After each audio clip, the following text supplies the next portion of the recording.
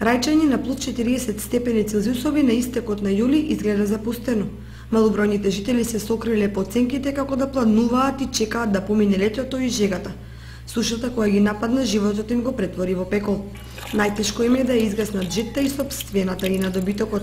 По ова лето има доста проблеми, а најголеми проблеми е водата, што нема стварно е у тешка состојба сме сите, жителите и стоката посебно.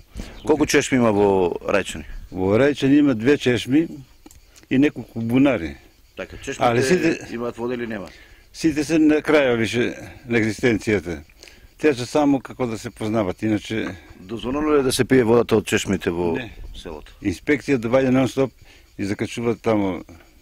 Дават опомени дека не е исправно, не е за пиење, али нема ние кај да одиме, пак од иста чешми, пак се пиеме, и пак се користи за пиење. Дали и помагаат нешто од општината? ПВС се јавивме и за општината.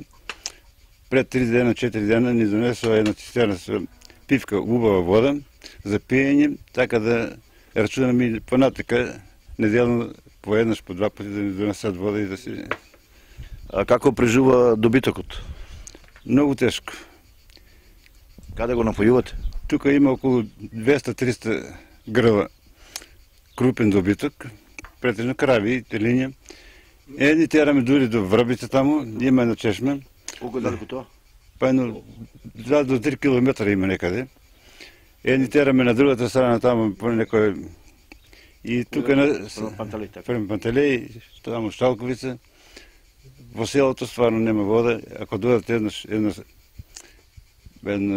булик и сурија, од 60 глави тоа се испие целата вода и после 2 дена, 3 дена нема вода.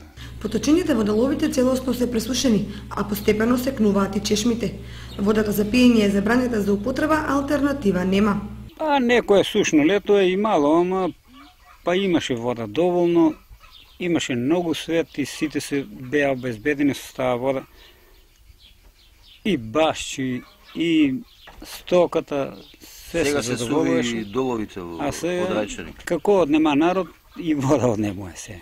Се повише однемуе, што беа извори покладенчиња, тоа веќе се пресуши. Веќе чешмите ги они намалуват. Не се скоро пресушени, ама те още еден месец, два, ако и може ќе пресушат. Постои ли решение за нивната мака и кој може да им го реши проблемот? Има 3 бунари што се правени уште во задругите кои се биле, али слаби се со вода, има плюс околу селото сигурно уште 5-6, али слабо имат вода. На се има решение.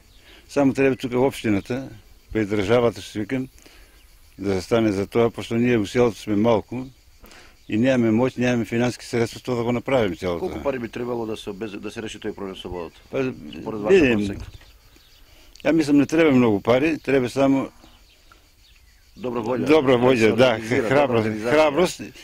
Со малку пари, тоа не е пресметано, не сме пресметували. Има ли некои ветувања од општината дека тоа може да се реши? Па за сега ние поднесовме 2 барања, до сега немаме ние одговорни. Така. Колку жители живеат во селото сега постојано? Постојано околу 15 до 20 луѓе, али секојдневно доаѓаат тука 30 до 40. Покрај водата и патот е проблем кој ги одвраќа луѓето да се вратат во ова некогаш напредно село со близу 400 жители. Ке погледнем државата и кон овие луѓе.